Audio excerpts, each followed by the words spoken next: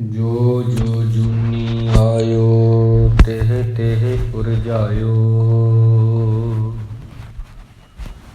मानस जन्म संजोग पाया।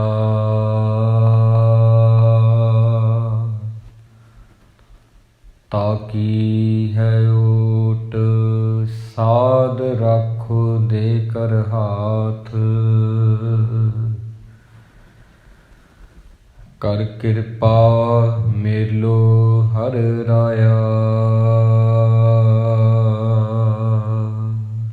कर कृपा मेलो हर राया।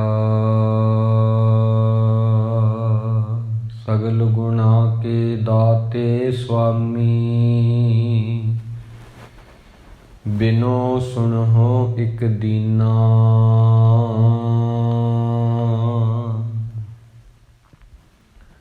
देहो दर्श नानक बलहारी।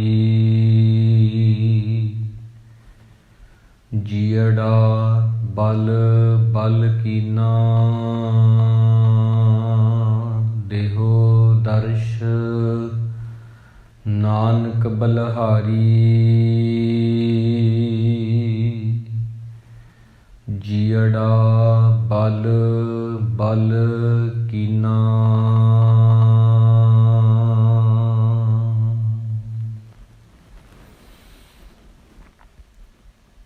ਸਨਮਾਨਯੋਗ ਗੁਰੂ ਰੂਪ ਗੁਰੂ ਪਿਆਰੀ ਸਾਧ ਸੰਗਤ ਜੀ, ਗਿਆਨ ਦੇ ਸਾਗਰ ਸਾਹਿਬ ਸ੍ਰੀ ਗੁਰੂ ਗ੍ਰੰਥ ਸਾਹਿਬ ਜੀ ਮਹਾਰਾਜ, ਤਿੰਨਾਂ ਦੀ ਅਪਾਰ ਬਖਸ਼ਿਸ਼ ਹੋਈ ਹੈ।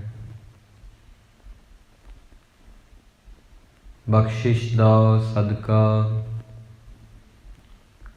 ਸਾਨੂੰ ਸਾਧ ਸੰਗਤ ਪ੍ਰਾਪਤ ਹੋਈ ਹੈ ਜੀ, ਜੋ ਕਿ ਵੱਡੇ ਭਾਗਾਂ ਦੇ ਨਾਲ ਨਸੀਬ ਹੁੰਦੀ ਹੈ। ਵੱਡੇ ਭਾਗਾਂ ਦੁਆਰਾ ਹੀ ਪ੍ਰਾਪਤ ਹੁੰਦੀ ਹੈ। ਸੋ ਆਓ ਗੁਰਬਾਣੀ ਦੀ ਵਿਚਾਰ ਨੂੰ ਆਰੰਭ ਕੀਤਾ ਜਾਏ। ਉਸ ਤੋਂ ਪ੍ਰਥਮ ਪਿਆਰ ਸਹਿਤ ਆਖੋ ਜੀ, ਵਾਹਿਗੁਰੂ ਜੀ ਕਾ ਖਾਲਸਾ, ਵਾਹਿਗੁਰੂ ਜੀ ਕੀ ਫਤਿਹ।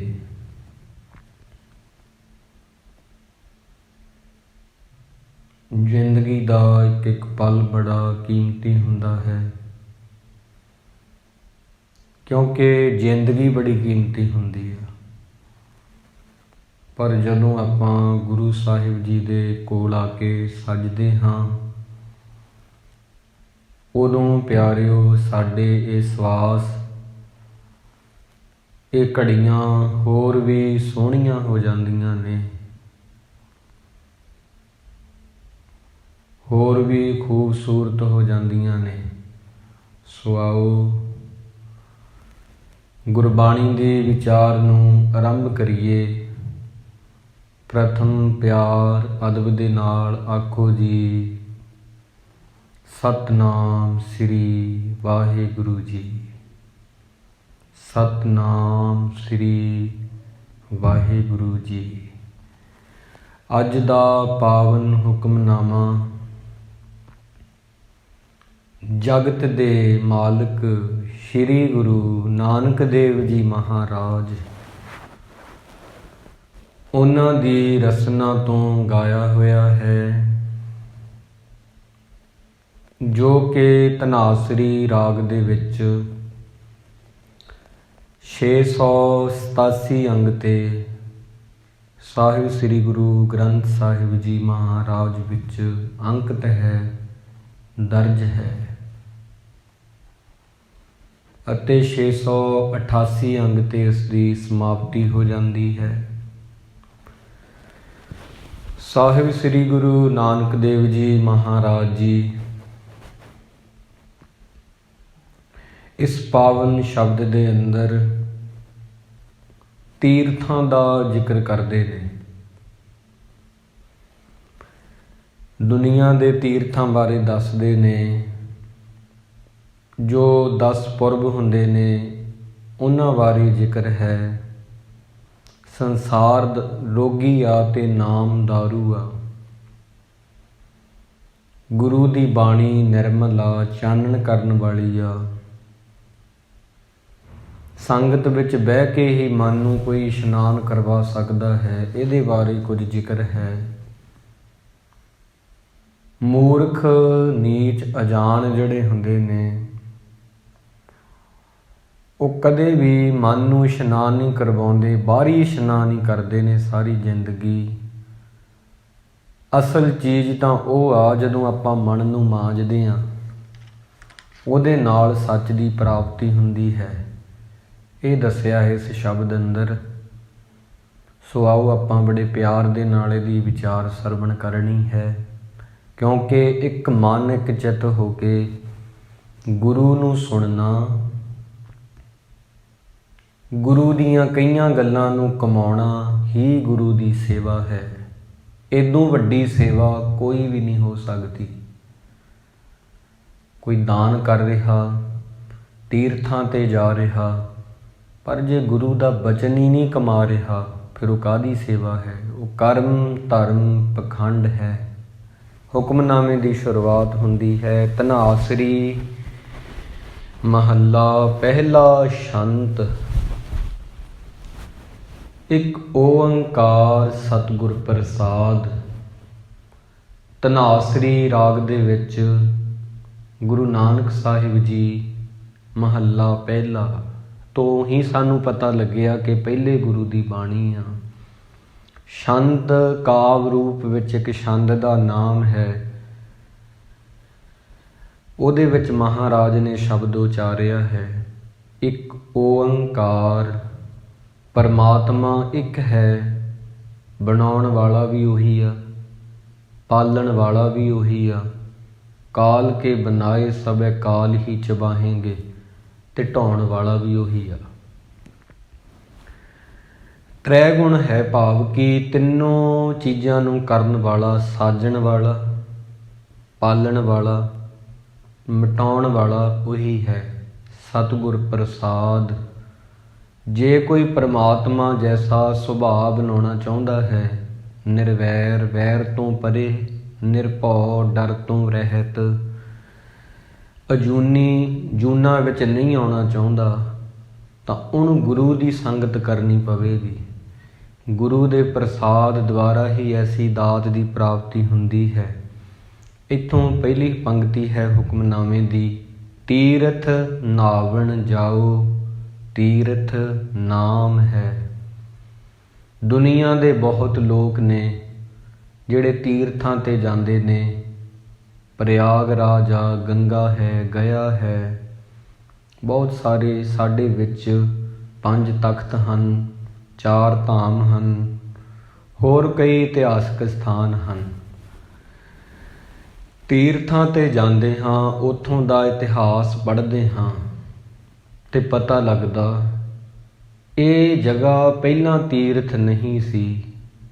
ਇੱਥੇ ਕੋਈ ਆਇਆ ਹੈ ਰੱਬ ਦਾ ਪਿਆਰਾ, ਕੋਈ ਅਵਤਾਰ ਆਇਆ, ਕੋਈ ਪੈਗੰਬਰ ਆਇਆ, ਕੋਈ ਭਗਤ ਸਹਿਬਾਨ ਆਏ, ਉਹਨਾਂ ਨੇ ਆ ਕੇ ਬੰਦਗੀ ਕੀਤੀ, ਨਾਮ ਜਪਿਆ ਤੇ ਇਹ ਜਗ੍ਹਾ ਤੀਰਥ ਬਣ ਗਈ। ਫਿਰ ਮੈਂ ਦੁਹਰਾ ਦਿਆਂ, ਤੀਰਥਾਂ ਤੇ ਜਾਂਦੇ ਹਾਂ, ਉੱਥੇ ਬਣੀਆਂ ਇਮਾਰਤਾਂ ਤੱਕਦੇ ਹਾਂ, ਇੱਕ ਬੋਰਡ ਲੱਗਾ ਹੁੰਦਾ ਹੈ, ਉੱਤੇ ਇਤਿਹਾਸ ਲਿਖਿਆ ਹੁੰਦਾ। ਜਦੋਂ ਪੜ੍ਹਦੇ ਹਾਂ ਪਤਾ ਲੱਗਦਾ ਹੈ ਇੱਥੇ ਕੋਈ ਕਿਸੇ ਵਕਤ ਆਇਆ ਸੀ, ਉਹਨੇ ਆ ਕੇ ਬੰਦਗੀ ਕੀਤੀ, ਨਾਮ ਜਪਿਆ, ਦੁਨੀਆ ਦੇ ਲੋਕਾਂ ਨੂੰ ਚਾਨਣ ਕੀਤਾ। ਇਹ ਜਿਹੜੀ ਜਗ੍ਹਾ ਫਿਰ ਤੀਰਥ ਬਣ ਗਈ। ਤੀਰਥ ਬਣੀ ਕਿਵੇਂ? ਭਗਤਾਂ ਦੇ ਚਰਨਾਂ ਦੀ ਛੋਹ ਦੇ ਨਾਲ ਬਣੀ ਆ। ਜਿੱਥੇ ਬਾਬਾ ਪੈਰ ਧਰੇ, ਪੂਜਾ ਆਸਨ ਤਾਪਣ ਸੋਆ। ਬੇਰੀ ਹੇਠ ਬੈਠੇ ਗੁਰੂ ਜਦੋਂ ਜਾ ਕੇ ਤੇ ਉਹ ਬੇਰ ਸਾਹਿਬ ਗੁਰਦੁਆਰਾ ਬਣ ਗਿਆ। ਹੋਰ ਬੇਰੀਆਂ ਬਹੁਤ ਨੇ, ਉਹ ਜਗ੍ਹਾ ਨਹੀਂ ਨਾ ਬਣੀਆਂ। ਤਾਂ ਤੀਰਥ ਜਿਹੜੇ ਨੇ ਉਹ ਵਾਹਿਗੁਰੂ ਦੇ ਪਿਆਰੇ ਜਿਹੜੇ ਨੇ ਉਹਨਾਂ ਦੇ ਚਰਨਾਂ ਦੀ ਧੂੜ ਵਿੱਚੋਂ ਉਪਜੇ ਹਨ। ਅਸਲ ਮਾਂ ਤੀਰਥਾਂ ਦੀ ਰੱਬ ਦੇ ਪਿਆਰੇ ਨੇ। ਉਹ ਰੱਬ ਦੇ ਪਿਆਰੇ ਤਾਂ ਨੇ ਉਹਨਾਂ ਨੇ ਨਾਮ ਜਪਿਆ ਹੈ। ਤਾਂ ਅਸਲੀ ਤੀਰਥ ਗੁਰੂ ਨਾਨਕ ਸਾਹਿਬ ਜੀ ਕਹਿੰਦੇ ਤੀਰਥਾਂ ਤੇ ਜਾਂਦੇ ਹੋ ਪਰ ਅਸਲ ਤੀਰਥ ਨਾਮ ਹੈ, ਨਾਮ ਹੈ। ਕਹਿ ਕਬੀਰ ਹੋਂ ਭਇਆ ਉਦਾਸ, ਤੀਰਥ ਵੱਡਾ ਕੇ ਹਰ ਕਾ ਦਾਸ। ਕਬੀਰ ਸਾਹਿਬ ਜੀ ਕਹਿੰਦੇ ਮੈਂ ਬੜਾ ਉਦਾਸ ਹੋ ਜਾਂਦਾ। ਇਸ ਗੱਲ ਨੂੰ ਲੈ ਕੇ ਲੋਕਾਂ ਵੱਲ ਜਦੋਂ ਤੱਕਦਾ ਹਾਂ ਉਹ ਤੀਰਥਾਂ ਨੂੰ ਵੱਡਾ ਮੰਨਦੇ ਨੇ, ਹਰੀ ਦੇ ਪਿਆਰਿਆਂ ਨੂੰ, ਰੱਬ ਦੇ ਪਿਆਰਿਆਂ ਨੂੰ ਛੋਟਾ ਮੰਨਦੇ ਨੇ। ਕਹਿੰਦੇ ਵੱਡਾ ਕੌਣ ਆ? ਰੱਬ ਦਾ ਦਾਸ ਵੱਡਾ ਹੈ, ਉਹਦੇ ਕਰਕੇ ਤੀਰਥ ਬਣੇ ਨੇ। ਭਗਤ ਨਾ ਹੋਵੇ ਤੇ ਤੀਰਥ ਕਿਵੇਂ ਹੋਣਗੇ? ਗੁਰੂ ਨਾ ਹੋਵੇ ਤੇ ਤੀਰਥ ਕਿਵੇਂ ਹੋਣਗੇ? ਗੁਰੂ ਵੱਡਾ ਹੈ। ਤੀਰਥ ਸ਼ਬਦ ਵਿਚਾਰ ਅੰਤਰ ਗਿਆਨ ਹੈ। ਬਹੁਤ ਸੋਹਣੀ ਪੰਕਤੀ ਆ। ਅਸਲੀ ਤੀਰਥ ਫਿਰ ਕਹਿੰਦੇ ਗੁਰੂ ਨਾਨਕ ਸਾਹਿਬ ਜੀ ਸ਼ਬਦ ਨੂੰ ਵਿਚਾਰਨਾ, ਭਾਵ ਕਿ ਗੁਰੂ ਦੀ ਬਾਣੀ ਨੂੰ ਸਮਝ ਸਮਝ ਕੇ ਪੜ੍ਹਨਾ ਹੀ ਅਸਲੀ ਤੀਰਥ ਹੈ। ਉਹ ਤੀਰਥ ਜਿੱਥੇ ਅਸੀਂ ਜਾਂਦੇ ਹਾਂ ਉਹ ਵੀ ਇਹੀ ਕਹਿੰਦੇ ਨੇ ਨਾਮ ਜਪੋ ਮੇਰੇ ਸਾਜਨ ਸੈਨਾ।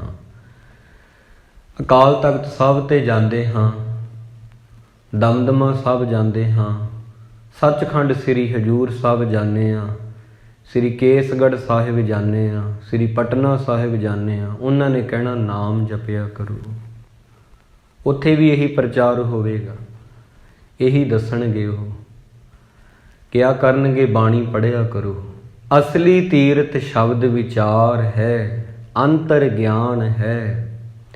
ਗੁਰ ਗਿਆਨ ਸਾਚਾ ਥਾਨ ਤੀਰਥ 10 ਪੁਰਬ ਸਦਾ ਦਸਾਹਰਾ। 10 ਪੁਰਬ ਹੁੰਦੇ ਨੇ ਸਾਡੇ, ਪੁੰਨਿਆ ਮੱਸਿਆ ਆਦ ਥਿੱਤੀ ਵਾਰ, ਇਹਨਾਂ ਚੀਜ਼ਾਂ ਨੂੰ ਮਿਲਾ ਕੇ ਸਾਰੇ ਜਿਹੜੇ ਨੇ 10 ਦਿਹਾੜੇ ਸਾਡੇ ਬਣਦੇ ਨੇ। ਗੁਰੂ ਦੇ ਸਿੱਖ ਵਾਸਤੇ ਗੁਰੂ ਦੀ ਬਾਣੀ ਹੀ ਇਹ 10 ਪੁਰਬ ਹੈ। ਗੁਰੂ ਦੀ ਬਾਣੀ ਹੀ ਸਾਡੇ ਲਈ ਪੁੰਨਿਆ ਹੈ। ਗੁਰੂ ਦੀ ਬਾਣੀ ਪੜ੍ਹਨਾ ਹੀ ਸਾਡੇ ਲਈ ਮੱਸਿਆ ਮਨਾਉਣ ਵਾਂਗ ਹੈ। ਗੁਰੂ ਦੀ ਬਾਣੀ ਪੜ੍ਹਨਾ ਹੀ ਦਸਵੀਂ ਮਨਾਉਣ ਵਾਂਗ ਹੈ। ਗੁਰੂ ਦੀ ਬਾਣੀ ਪੜ੍ਹਨਾ ਹੀ ਸਾਡੇ ਲਈ ਇਹ ਜੋ ਵੀ ਦਿਨ ਮੰਨੇ ਜਾਂਦੇ ਨੇ 10 ਪੁਰਬ ਉਹੀ ਨੇ। ਬਾਣੀ ਹੀ ਸਭ ਕੁਝ ਹੈ ਗੁਰਸਿੱਖ ਲਈ। ਹੋਂ ਨਾਮ ਹਰਿ ਕਾ ਸਦਾ ਜਾਚੋ, ਦੇਹੋ ਪ੍ਰਭ ਧਰਣੀ ਧਰਾ। ਇਸ ਕਰਕੇ ਵਾਹਿਗੁਰੂ ਜੀ ਮੈਨੂੰ ਆਪਣੀ ਬਾਣੀ ਦੀ ਦਾਤ ਦੇਵੋ। ਮੈਂ ਇਹਨੂੰ ਸਮਝ ਕੇ ਪੜ੍ਹਾਂ, ਖੋਜ ਕੇ ਪੜ੍ਹਾਂ, ਪਿਆਰ ਨਾਲ ਪੜ੍ਹਾਂ, ਹੌਲੀ ਹੌਲੀ ਪੜ੍ਹਾਂ, ਸਹਿਜ ਨਾਲ ਪੜ੍ਹਾਂ। ਸੰਸਾਰ ਰੋਗੀ ਨਾਮ ਦਾਰੂ। ਦੁਨੀਆ ਦੇ ਲੋਕ ਜਿਹੜੇ ਨੇ ਰੋਗੀ ਨੇ। ਕੋਈ ਤਨ ਕਰਕੇ ਰੋਗੀ ਹੋ ਸਕਦਾ, ਜੇ ਤਨ ਕਰਕੇ ਨਾ ਹੋਇਆ ਤਾਂ ਮਨ ਕਰਕੇ ਹੋਊਗਾ। ਮਨ ਕਰਕੇ ਕਈ ਸੋਗੀ ਹੁੰਦੇ ਨੇ, ਜੇ ਮਨ ਕਰਕੇ ਨਾ ਹੋਇਆ ਤਾਂ ਚਿੱਤ ਕਰਕੇ ਉਦਾਸ ਹੋਊਗਾ। ਕੋਈ ਤਨ ਦੁਖੀ, ਕੋਈ ਮਨ ਦੁਖੀ, ਕੋਈ ਚਿੱਤ ਉਦਾਸ। ਏਕ ਏਕ ਦੁਖ ਸਭੀ ਕੋ, ਸੁਖੀ ਸੰਤ ਕਾ ਦਾਸ। ਨਾਨਕ ਦੁਖੀਆ ਸਭ ਸੰਸਾਰ। ਇਹ ਪੰਕਤੀ ਨੂੰ ਇੱਥੇ ਖੋਲਿਆ ਹੈ। ਸੰਸਾਰ ਰੋਗੀ, ਲੋਕ ਰੋਗੀ ਨੇ। ਤੇ ਰੋਗੀ ਨੇ ਤੇ ਇਲਾਜ ਕੀ ਆ? ਨਾਲ ਹੀ ਉਹਦਾ ਇਲਾਜ ਲਿਖਿਆ, ਨਾਮ ਦਾਰੂ। ਤੇਰੀ ਬਾਣੀ ਵਾਹਿਗੁਰੂ ਉਹਨਾਂ ਦਾ ਇਲਾਜ ਹੈ। ਤੇਰੀ ਬਾਣੀ ਹੀ, ਤੇਰਾ ਕੀਰਤਨ ਹੀ, ਤੇਰੀ ਕਥਾ ਹੀ ਉਹਨਾਂ ਲੋਕਾਂ ਦਾ ਇਲਾਜ ਹੈ। ਮੈਲ ਲਾਗੈ ਸੱਚ ਬਿਨਾ, ਮੈਲ ਲਾਗੈ ਸੱਚ ਬਿਨਾ। ਜਿਵੇਂ ਪਾਣੀ ਨਾ ਹੋਵੇ ਸਾਡੇ ਕੋਲੇ, ਸਾਬਣ ਨਾ ਹੋਵੇ ਤਾਂ ਮੈਲ ਤਾਂ ਫਿਰ ਕੱਪੜਿਆਂ ਨੂੰ ਲੱਗੀ, ਧੋ ਨਹੀਂ ਨਾ ਸਕਦੇ ਅਸੀਂ। ਨਾਮ ਨਾ ਹੋਵੇ ਸਾਡੇ ਪੱਲੇ ਕਿਨ ਕਾ ਏਕ ਜਿਸ ਜੀਉ ਵਸਾਵੇ। ਕਿਣ ਕਈ ਹੈ ਨੀ ਨਾਮ ਦਾ। ਬਾਲੀ ਵੱਡੀ ਗੱਲ ਨਹੀਂ ਮਹਾਰਾਜ ਨੇ ਕਹੀ ਵੀ ਬਹੁਤ ਹੋਵੇ, ਕਿਣਕਾ ਵੀ ਹੈ ਨਹੀਂ ਪੱਲੇ। ਤਾਂ ਜਿਹਦੇ ਕਰਕੇ ਮੈਲ ਜੀ ਲੱਗ ਗਈ ਆ ਮਨ ਨੂੰ, ਹੁਣ ਉਤਰਦੀ ਨਹੀਂ। ਸਾਬਣ ਕੋਈ ਨਹੀਂ, ਪਾਣੀ ਕੋਈ ਨਹੀਂ, ਕੀ ਕਰੀਏ ਕਿੱਧਰ ਨੂੰ ਜਾਈਏ, ਕੀ ਕਰੀਏ ਕਿੱਧਰ ਨੂੰ ਜਾਈਏ। ਗੁਰੂ ਕੋਲੇ ਆਉਣਾ ਤੇ ਗੁਰੂ ਦੇ ਪਾਸ ਆ ਕੇ ਬਹਿਣਾ, ਗੁਰੂ ਨੂੰ ਸੁਣਨਾ ਦੁਨੀਆ ਦੀ ਸਭ ਤੋਂ ਚੰਗੀ ਆਦਤ ਹੈ। ਗੁਰੂ ਕੋਲੇ ਆਉਣਾ, ਗੁਰੂ ਨੂੰ ਸੁਣਨਾ, ਪਰ ਸੁਣਨਾ ਬੜੇ ਧਿਆਨ ਨਾਲ। ਦੁਨੀਆ ਦੀ ਸਭ ਤੋਂ ਚੰਗੀ ਆਦਤ ਹੈ। ਅੱਗੇ ਜੇ ਵਧੀਏ ਹੋਰ ਕਦਮ, ਗੁਰੂ ਨੂੰ ਆ ਕੇ ਸੁਣਨਾ, ਗੁਰੂ ਦੀ ਮੰਨਣਾ। ਇਹ ਮਨ ਰੂਪੀ ਇਸ਼ਨਾਨ ਕਰਾਉਣਾ ਹੈ। ਇਹ ਦੁਨੀਆ ਦੀ ਸਭ ਤੋਂ ਗੁੱਡ ਹੈਬਿਟ। ਗੁਰਵਾਕ ਨਿਰਮਲ ਸਦਾ ਚਾਨਣ, ਨਿਤ ਸਾਚ ਤੀਰਥ ਮੱਜਣਾ। ਪਰ ਬੰਦਾ ਮੰਨਦਾ ਨਹੀਂ ਹੈਗਾ ਨਾ, ਬੰਦਾ ਬਹੁਤ ਜ਼ਿਆਦਾ ਹਠੀ ਆ। ਭਾਵ ਕਿ ਆਪਾਂ ਕਹਿ ਸਕਦੇ ਹਾਂ ਜਿੱਦੀ ਬਹੁਤ ਹੈ ਮਨ ਸਾਡਾ, ਇਹ ਮੰਨਦਾ ਨਹੀਂ। ਕਿਸੇ ਫਕੀਰ ਨੂੰ ਮੈਂ ਪੜ੍ਹ ਰਿਹਾ ਸੀ, ਕਿਉਂਕਿ ਸੁਭਾਅ ਹੈ ਚੰਗੀਆਂ ਗੱਲਾਂ ਨੂੰ ਸੁਣਨਾ, ਚੰਗਿਆਂ ਵਿੱਚ ਬੈਠਣਾ, ਕੁਝ ਸਿੱਖਣਾ। ਇੱਕ ਫਕੀਰ ਦੀ ਗਾਥਾ ਪੜ੍ਹੀ, ਬਹੁਤ ਸੋਹਣੀ ਆ। ਇੱਕ ਰਾਜਾ ਸੀ ਤੇ ਬਾਜ਼ਾਰ ਵਿੱਚ ਘੋੜੇ ਤੇ ਬੈਠਾ ਜਾ ਰਿਹਾ ਸੀ। ਇੱਕ ਫਕੀਰ ਜ਼ਮੀਨ ਤੇ ਕੁਝ ਲੀਕਾਂ ਵਾਹ ਰਿਹਾ ਸੀ, ਲੀਕਾਂ ਖਿੱਚ ਰਿਹਾ ਸੀ। ਇੱਦਾਂ ਉਹਦੇ ਹੱਥ ਵਿੱਚ ਡੱਕਾ ਸੀ, ਉਹਦੇ ਨਾਲ ਲੀਕਾਂ ਬਣਾ ਰਿਹਾ ਸੀ। ਰਾਜਾ ਕਹਿੰਦਾ, ਫਕੀਰ ਤੂੰ ਬਾਜ਼ਾਰ 'ਚ ਅੱਜ ਆਮ ਤੂੰ ਮਿਲਦਾ ਹੈ ਮਸਜਿਦ ਵਿੱਚ, ਆਮ ਤੈਨੂੰ ਵੇਖੀਏ ਤੂੰ ਮਿਲਦਾ ਹੈ ਧਾਰਮਿਕ ਸਥਾਨਾਂ 'ਤੇ, ਅੱਜ ਬਾਜ਼ਾਰ 'ਚ ਤੇ ਕਰ ਕੀ ਰਿਹਾ ਇੱਥੇ? ਤਾਂ ਲੀਕਾਂ ਕਿਉਂ ਵਾਹ ਰਿਹਾ ਥੱਲੇ? ਕਹਿੰਦਾ ਜੀ ਕੁਝ ਨਹੀਂ, ਬਸ ਮਾਲਕ ਤੇ ਮਖਲੂਕ, ਮਖਲੂਕ ਕਹਿੰਦੇ ਨੇ ਦੁਨੀਆ ਨੂੰ, ਮਾਲਕ ਰੱਬ ਨੂੰ, ਰੱਬ ਤੇ ਦੁਨੀਆ ਦੀ ਸੁਲ੍ਹਾ ਕਰਾ ਰਿਹਾ, ਸੁਲ੍ਹਾ ਕਰਾ ਰਿਹਾ। ਕਹਿੰਦਾ ਕਿਉਂ ਕਰਾ ਰਿਹਾ? ਕਹਿਣ ਲੱਗਾ ਇਹ ਲੋਕ ਜਿਹੜੇ ਨੇ ਮੰਨਦੇ ਨਹੀਂ ਨਾ। ਕਹਿੰਦਾ ਫਿਰ ਮੰਨ ਗਏ ਨੇ? ਕਹਿੰਦਾ ਨਹੀਂ, ਮਾਲਕ ਤਾਂ ਮੰਨ ਗਿਆ ਰਾਜਨ, ਮਾਲਕ ਮੰਨਿਆ ਹੀ ਹੋਇਆ, ਪਰ ਇਹ ਜਿਹੜੇ ਮਖਲੂਕ ਦੇ ਲੋਕ ਨੇ ਇਹ ਨਹੀਂ ਮੰਨਦੇ। ਮਾਲਕ ਮੰਨ ਗਿਆ ਹੈ, ਸੁਲ੍ਹਾ ਕਰਨ ਨੂੰ ਰਾਜੀ ਆ, ਇਹ ਨਹੀਂ ਮੰਨਦੇ, ਮਨ ਨਹੀਂ ਮੰਨਦਾ। ਕਹਿ ਕਬੀਰ ਮਨ ਮਾਨਿਆ, ਮਨ ਮਾਨਿਆ ਤੋ ਹਰ ਜਾਣਿਆ। ਥੋੜ੍ਹੇ ਚਿਰ ਬਾਅਦ ਰਾਜਾ ਫਿਰ ਹਫ਼ਤੇ ਕੁ ਬਾਅਦ ਫਿਰ ਜਾ ਰਿਹਾ ਹੈ ਸਫ਼ਰ 'ਤੇ। ਉਦੋਂ ਸ਼ਮਸ਼ਾਨ ਘਾਟ ਕੋਲ ਦੀ ਗੁਜ਼ਰ ਰਿਹਾ, ਕਬਰਾਂ ਕੋਲ ਦੀ ਲੰਘਿਆ ਹੈ, ਕਬਰਿਸਤਾਨ ਕੋਲ ਦੀ, ਤੇ ਫਕੀਰ ਉੱਥੇ ਬੈਠਾ ਲੀਕਾਂ ਖਿੱਚ ਰਿਹਾ ਉਵੇਂ ਹੀ। ਕਹਿੰਦਾ ਫਕੀਰ ਕਦੇ ਬਾਜ਼ਾਰ 'ਚ, ਕਦੇ ਕਬਰਿਸਤਾਨ 'ਚ, ਪਰ ਕੰਮ ਤੇ ਅੱਜ ਵੀ ਉਹੀ ਆ। ਉੱਥੇ ਬੈਠਾ ਵੀ ਲੀਕਾਂ ਖਿੱਚ ਰਿਹਾ ਸੀ, ਅੱਜ ਵੀ ਉਹੀ ਕੰਮ, ਉਹੀ ਆ, ਕੰਮ ਨਹੀਂ ਬਦਲਿਆ, ਜਗ੍ਹਾ ਹੀ ਬਦਲੀ ਹੈ। ਤਾਂ ਕਹਿਣ ਲੱਗਾ ਅੱਜ ਕੀ ਕਰ ਰਿਹਾ? ਕਹਿੰਦਾ ਉਹੀ ਕੰਮ, ਮਾਲਕ ਤੇ ਮਖਲੂਕ ਦੀ ਸੁਲ੍ਹਾ ਕਰਾ ਰਿਹਾ, ਦੁਨੀਆ ਦੇ ਲੋਕਾਂ ਦੀ ਤੇ ਰੱਬ ਦੀ ਸੁਲ੍ਹਾ ਕਰਾ ਰਿਹਾ। ਕਹਿੰਦਾ ਕੀ ਇਹ ਮੰਨ ਗਏ ਨੇ? ਹੁਣ ਮੰਨ ਗਏ ਨੇ, ਉਦੋਂ ਨਹੀਂ ਸੀ ਮੰਨੇ। ਕਹਿੰਦਾ ਨਹੀਂ, ਰੱਬ ਤਾਂ ਅੱਜ ਵੀ ਮੰਨ ਗਿਆ ਹੈ, ਮੰਨਿਆ ਹੀ ਪਿਆ, ਇਹ ਮੰਨਣ ਜੋਗੇ ਨਹੀਂ ਰਹੇ। ਇਹ ਕਬਰਾਂ 'ਚ ਜਾ ਕੇ ਸੱਜਣ ਮੇਰੇ ਰੰਗਲੇ, ਜਾਏ ਸੁੱਤੇ ਜੀ ਰਾਣ। ਇਹ ਸ਼ਮਸ਼ਾਨ ਘਾਟ ਜਾ ਕੇ ਜਲਾ ਦਿੱਤੇ ਗਏ ਨੇ, ਇਹ ਕਬਰਾਂ 'ਚ ਜਾ ਕੇ ਸਦਾ ਦੀ ਨੀਂਦ ਸਵਾ ਦਿੱਤੇ ਗਏ ਨੇ। ਮਾਲਕ ਤਾਂ ਮੰਨਿਆ ਹੈ, ਇਹ ਅਜ ਮੰਨਣ ਜੋਗੇ ਨਹੀਂ ਰਹੇ। ਤਾਂ ਕੀ ਸਿੱਖਿਆ ਮਿਲੀ ਇਹਦੇ ਵਿੱਚੋਂ? ਜਦੋਂ ਮੰਨਣ ਜੋਗੇ ਹੁੰਦੇ ਆ ਉਦੋਂ ਨਹੀਂ ਮੰਨਦੇ ਗੁਰੂ ਦੀ ਗੱਲ, ਜਦੋਂ ਮੰਨਣ ਜੋਗੇ ਨਹੀਂ ਰਹਿੰਦੇ ਉਦੋਂ ਤਿਆਰ ਜਿਹਾ ਹੋ ਜਾਂਦਾ ਮਨ, ਉਦੋਂ ਪਰ ਸਮਾਂ ਨਹੀਂ ਹੁੰਦਾ। ਉਦੋਂ ਕੀ ਹੁੰਦਾ? ਚਲੋ ਸਿਤਾਬ ਦੀਵਾਨ ਬੁਲਾਇਆ, ਮਲਕਲ ਮੌਤ ਜਾਂ ਆਵਸੀ ਸਭ ਦਰਵਾਜ਼ੇ ਭੰਨ। ਜਦੋਂ ਦਰਵਾਜ਼ੇ ਭੰਨ ਕੇ ਤੋੜ ਕੇ ਉਹ ਆ ਕੇ ਸਿਰ 'ਤੇ ਖੜ ਜਾਂਦੀ ਆ, ਉਦੋਂ ਕਹਿੰਦੇ ਵੀ ਹੁਣ ਅਸੀਂ ਮੰਨਦੇ ਹਾਂ। ਉਦੋਂ ਸਮਾਂ ਨਹੀਂ ਹੁੰਦਾ। ਮਾਲਕ ਤੇ ਮਖਲੂਕ ਦੀ ਸੁਲ੍ਹਾ ਕਰਾ ਰਿਹਾ ਹਾਂ, ਹੁਣ ਮੰਨਣ ਜੋਗੇ ਨਹੀਂ ਰਹੇ। ਮਾਲਕ ਤਾਂ ਅੱਜ ਵੀ ਮੰਨਿਆ ਹੈ। ਮੰਨੇ ਕੀ ਗਤ ਕਹੀ ਨਾ ਜਾਏ। ਜਿਨ੍ਹਾਂ ਨੇ ਰੱਬ ਦੇ ਨਾਮ ਨੂੰ ਰੱਬ ਕਰਕੇ ਮੰਨਿਆ ਹੈ, ਉਹਨਾਂ ਦੀ ਗਤ ਕਹੀ ਨਹੀਂ ਜਾ ਸਕਦੀ। ਅੱਗੇ ਪੰਕਤੀ ਹੈ, ਗੁਰਵਾਕ ਨਿਰਮਲ। ਗੁਰੂ ਦਾ ਵਾਕ ਤਾਂ ਬਹੁਤ ਸੋਹਣਾ ਹੁੰਦਾ ਹੈ। ਵਾਕ ਕਿਹਨੂੰ ਕਹਿੰਦੇ ਆ ਆਪਾਂ? ਮੁੱਖ ਵਾਕ, ਗੁਰੂ ਦਾ ਹੁਕਮ, ਗੁਰੂ ਦੀ ਬਾਣੀ ਸਦਾ ਚਾਨਣ ਦੇ ਵਾਂਗ ਹੁੰਦੀ ਆ। ਨਿਤ ਸਾਚ ਤੀਰਥ ਮੱਜਣਾ, ਸਾਚ ਨਾ ਲਾਗੈ ਮੈਲ ਕਿਆ ਮਲ ਧੋਈਐ। ਸਾਚ ਨਾ ਲਾਗੈ ਮੈਲ ਕਿਆ ਮਲ ਧੋਈਐ। ਸੱਚ ਨੂੰ ਕਦੇ ਮੈਲ ਲੱਗੀ ਹੈ? ਕਦੇ ਨਹੀਂ ਲੱਗਦੀ। ਹੰਕਾਰ ਦੀ ਕਦੇ ਮੈਲ ਉਤਰਦੀ ਨਹੀਂ, ਸੱਚ ਨੂੰ ਕਦੇ ਮੈਲ ਲੱਗਦੀ ਨਹੀਂ। ਕਬੀਰ ਸਾਹਿਬ ਨੇ ਇੱਕ ਬਹੁਤ ਸੋਹਣੀ ਉਦਾਹਰਨ ਦਿੱਤੀ ਆ। ਕਹਿੰਦੇ ਹਾਥੀ ਜਿਹੜੇ ਨੇ ਨਾ, ਹਾਥੀ, ਇਹਨਾਂ ਨੂੰ ਤੁਸੀਂ ਬੰਦ ਕਰ ਸਕਦੇ ਹੋ ਦਰਵਾਜ਼ਿਆਂ ਨਾਲ। ਇਹਨਾਂ ਦੇ ਰਾਹ, ਕੀੜੀਆਂ ਦੇ ਰਾਹ ਨਹੀਂ ਬੰਦ ਕਰ ਸਕਦੇ। ਨਿਮਰਤਾ ਜਿਹੜੀ ਆ, ਉਹਨੂੰ ਤੁਸੀਂ ਰੁਕਾਵਟ ਨਹੀਂ ਪਾ ਸਕਦੇ, ਉਹਨੇ ਫਤਿਹ ਪਾਈ ਲੈਣੀ ਆ। ਹੰਕਾਰ ਨੂੰ ਰੁਕਾਵਟਾਂ ਹੀ ਰੁਕਾਵਟਾਂ ਨੇ। ਕਿਵੇਂ? ਕਹਿ ਕਬੀਰ ਗੁਰ ਭਲੀ ਬੁਝਾਈ, ਕੀਟੀ ਹੋਇ ਕੈ ਖਾਏ। ਹਰ ਹੈ ਖਾਂਡ ਰੇਤ ਮੈਂ ਬਿਖਰੀ, ਹਾਥੀ ਚੁਣੀ ਨਾ ਜਾਏ। ਹਾਥੀ ਜਿਹੜਾ ਕੰਮ ਕਰ ਨਹੀਂ ਸਕਦਾ, ਉਹ ਕੀੜੀ ਕਰ ਦਿੰਦੀ ਆ। ਕਬੀਰ ਸਾਹਿਬ ਨੂੰ ਪੁੱਛੋ ਕਿਵੇਂ? ਕੀੜੀ ਤਾਂ ਬੜੀ ਛੋਟੀ ਆ, ਚੀਟੀ, ਤੇ ਹਾਥੀ ਬੜਾ ਵੱਡਾ, ਕਿਵੇਂ ਹੋ ਜਾਏਗਾ?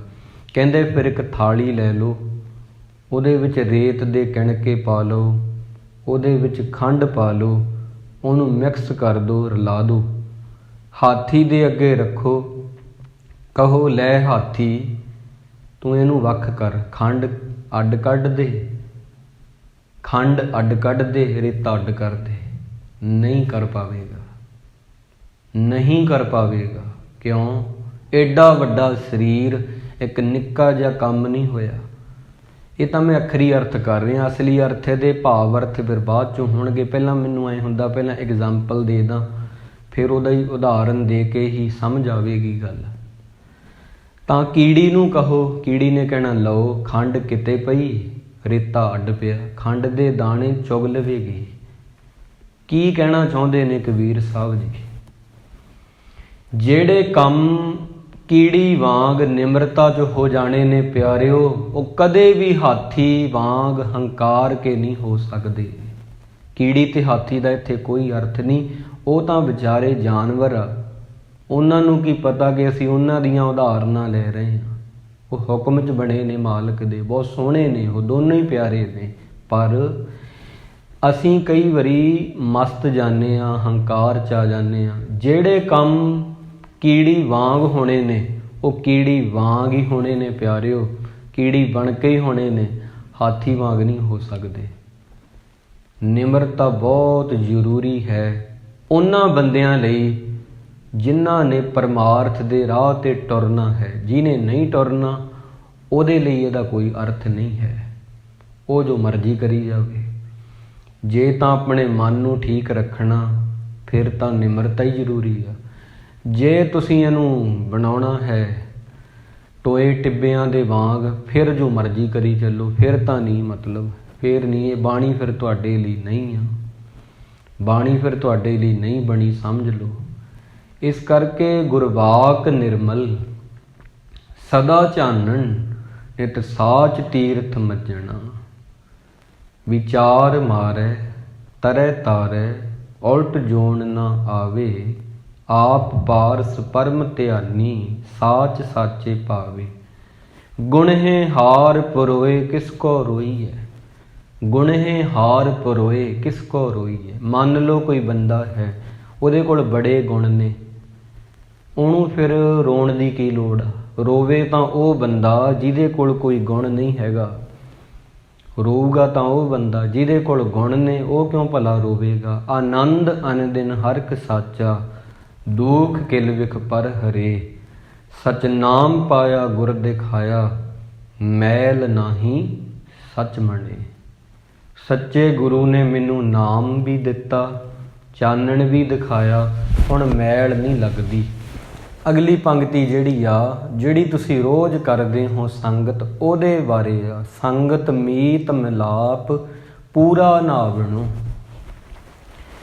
ਹੁਣ ਇਹਨੂੰ ਆਪਾਂ ਜੇ ਖੋਲੀਏ ਇਸ ਗੱਲ ਨੂੰ, ਬਹੁਤ ਸੋਹਣੀ ਗੱਲ ਹੈ। ਕਈ ਵਾਰੀ ਅਸੀਂ ਸੰਗਤ ਕਰਦੇ ਹਾਂ, ਰੋਜ਼ ਆਉਂਦੇ ਹਾਂ।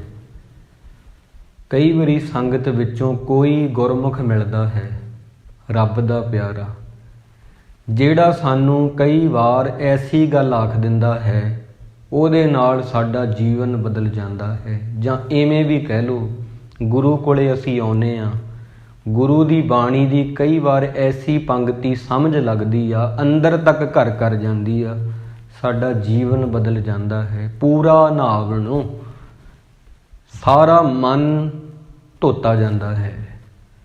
ਹੁਣ ਕੀ ਆ, ਹੁਣ ਅਸੀਂ ਬਾਹਰੋਂ ਇਸ਼ਨਾਨ ਕਰਕੇ ਆਏ ਹਾਂ ਸਾਰੇ, ਮੈਂ ਵੀ, ਤੁਸੀਂ ਵੀ, ਆਪਾਂ, ਮੈਂ ਵੀ ਤੁਹਾਡੇ ਵਿੱਚ ਹੀ ਆਉਣਾ, ਕੋਈ ਫਰਕ ਨਹੀਂ।